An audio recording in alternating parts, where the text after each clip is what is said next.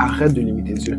Le passage dit, il prit les 5 pains et les 2 poissons, et levant les yeux vers le ciel, il rendit grâce. Lever ses yeux vers le ciel, c'est une attitude de prière typique de Jésus. Le ciel était universellement considéré comme la résidence du Père, où est-ce que Dieu réside, où est-ce que Dieu est. Puis il rompit les pains et les donna aux disciples, afin qu'ils distribuent à la foule.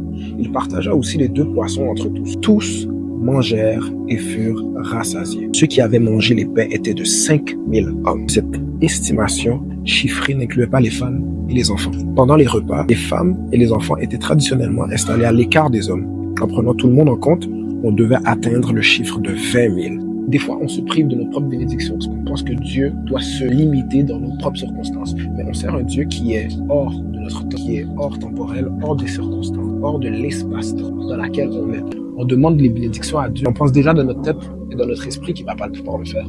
Arrête de te priver de tes propres bénédictions. Dieu est plus grand que tes problèmes. Dieu est plus grand que tes pensées. Lorsqu'on se tourne vers lui, il s'occupera du reste.